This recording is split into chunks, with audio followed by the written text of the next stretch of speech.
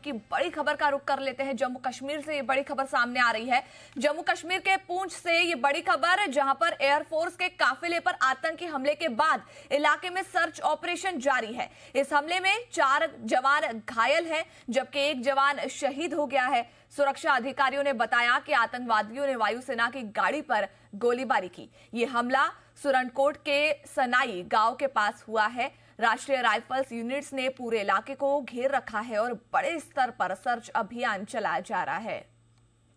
तो हमले के बाद भारतीय सेना के जवान चप्पे चप्पे पर निगरानी रखे हुए हैं। आतंकियों की तलाश के लिए जंगल में सर्च ऑपरेशन चलाया जा रहा है। ज्यादा जानकारी के लिए हमारे साथ जुड़ रहे हैं रजत वोरा। रजत, हम देख रहे हैं कि सर्च ऑपरेशन चलाया जा रहा है, अब तक क्या जानकारी मिल पाई है? जी मीडिया की टीम इस समय ग्राउंड जीरो पर पहुंच चुकी है, जहां पर सिक्योरिटी फोर्सेस पर एक घात लगाकर हमला जो है वो आतंकियों ने किया है। और कल शाम से ही लगातार जम्मू पुंछ हाईवे पर पूरी तरह से अलर्ट मोड पर सिक्योरिटी फोर्सेस है। आपको बता दें कि लगातार इन जंगलों में जो ऑपरेशन है वो लगातार जारी है।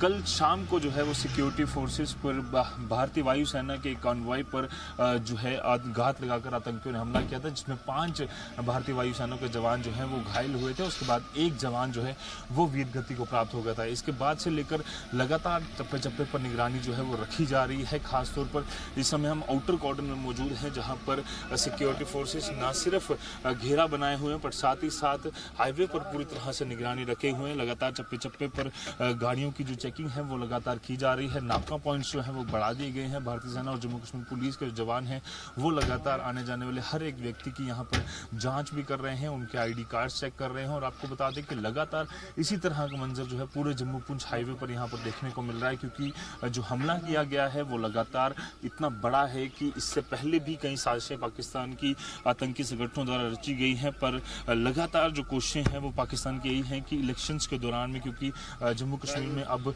चौथे चरण के चुनाव होने हैं। तीसरे चरण में अनंतनाग सीट का चुनाव होना था, बट वो स्थगित कर दिया गया यहाँ मौसम की वजह से। बट अभी भी श्रीनगर, बारामूला और अनंतनाग जोड़ी सीट पर चुनाव होने हैं। ऐसे में सुरक्षा बल जो है वो पूरी तरह से हाई अलर्ट मोड पर है और पाकिस्तान को ये चीज नहीं पच रही, जिसकी वजह से लगातार वो इसमें खलल डालने की साजिशें जो है वो रच रहा है।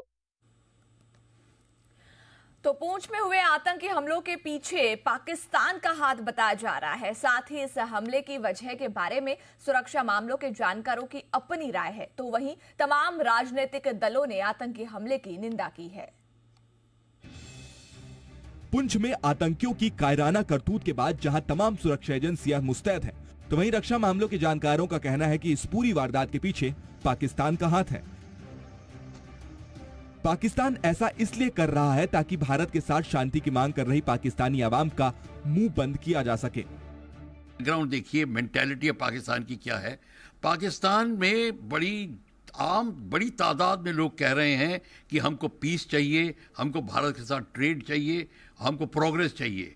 वो बड़ी सीरियसली कह रहे हैं। यूथ कम्युनिटी, पॉलिटिशियंस तक कह रहे हैं, पर आर्मी नहीं कह रही, ISI नहीं कह रही और चाइनीज नहीं कह रहे। पुंछ में हुए हमले पर कांग्रेस नेता राहुल गांधी ने कहा कि हमारी सेना के काफिले पर कायराना और दुस्साहसी आतंकी हमला बहुत ही शर्मनाक है। जाहिर है पुंछ में हुए हमले के पीछे पाकिस्तानी साजिश है और ये भी तय माना जा रहा है कि जल्द ही वारदात को अंजाम देने वाले आतंकियों का खात्मा भी होगा।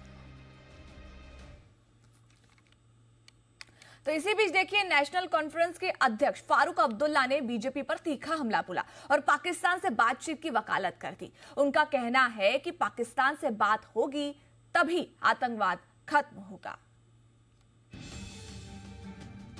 जम्मू कश्मीर में आतंकवाद को लेकर फारूक अब्दुल्ला ने केंद्र सरकार को जिम्मेदार ठहराया है और इसके खात्मे के लिए पाकिस्तान से बातचीत करने की पैरवी की है। फारूक अब्दुल्ला ने दलील दी कि जब तक भारत पाकिस्तान के बीच अच्छे रिश्ते नहीं होंगे, कश्मीर में शांति नहीं आएगी। जो नफरत उसने फैलाई आजकल, इस नफरत को धक्का दे दीजिए कि भारत बच सके। भारत तरक्की नहीं करेगा जब तक अमन अंदर नहीं होगा। पाकिस्तान से आतंकवाद आ रहा है, कैसे कम बंद करेंगे? जब तक बातचीत पाकिस्तान से नहीं होगी तब तक ये आतंकवाद मैं आपको लिख के देता हूं, खून से लिख के देता हूं, ये बंद नहीं होगा। इस दौरान फारूक अब्दुल्ला ने केंद्र पर नाइंसाफी करने का भी आरोप लगाया। फारूक अब्दुल्ला का ये बयान ऐसे समय में आया है जब घाटी में वायुसेना के काफिले पर आतंकी हमला हुआ है। अगर हमने पाकिस्तान जाना होता हम 47 में गए होते, या नहीं हमें रोक सकती थी। हमें इन छोटे छोटे कमरों में बैठ के बात करनी होती है। तो आजादी है, कौन सी आजादी है?